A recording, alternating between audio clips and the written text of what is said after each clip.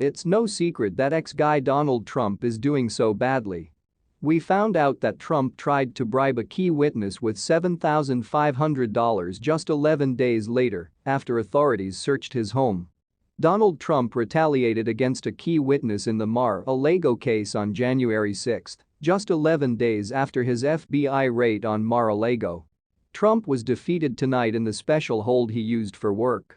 It's a pretty big loss because special champion Raymond Theory called Trump a bluff. The heart of the debate? CNN's Tsarina Burnett said every time Trump spoke publicly for weeks, he said he had declassified over 100 files seized in the FBI raid. Burnett said, but there may or may not be evidence to back this up. And the only person has not received any evidence of what Trump is doing publicly. When you announce it, he thinks of all the stats marked as confidential.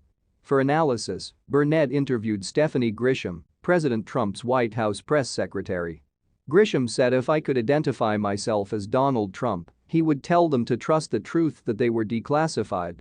I understand what you said, but I think the viewers, the countries have to admit that it doesn't really work. You don't just say words. You've been approved and the job done. There is a process, and more importantly, wouldn't people and organizations want to know about it? CIA, DOJ, FBI, people who have sources and methods, they want to understand that all of a sudden all these files were released. And you are now able to search the source of these. Also on Tuesday, Trump's Save America CCP released fees for Patel's consulting firm Trishlock Cash. Patel first looked at Trump's salary, $7,500 August 19. Roger Sollenberger's Daily Beast said Grisham is advising Patel and others may publicly show Trump sent a document back to the want, which we discussed earlier, Grisham said. He looked at Cash and said, hey, it's all cleared. Is that true? That does not work like this.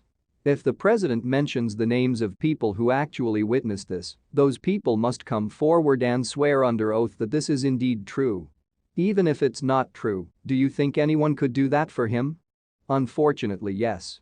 Grisham was important. It is increasingly likely that the former president will soon be indicted elsewhere in Florida for obstruction of justice, in the District of Columbia for incitement to violence, and elsewhere. Well, Trump said, if you're indicted, I think you have some issues with this place. Whether Trump will move the matter from Florida or Washington, D.C. As for a more favorable location, the jury's choice and security location is the best question. Accused fraudsters are entitled to a fair trial that includes a jury of people untouched by the promotion of the event. As a result, do defendants have the right to move from places of high publicity to other, less polluting forums for discussion, and to Trump's situation this is not possible. This case contains general access in Japan and has no nearby ads. It may also be realistic that Florida's Dewar Columbian district had preliminary indications, but not an injured location. Given a choice, the Trump case would have been relocated somewhere in America, and there would still have been massive pre-trial publicity that could have swayed local juries. I think you will fail if you try.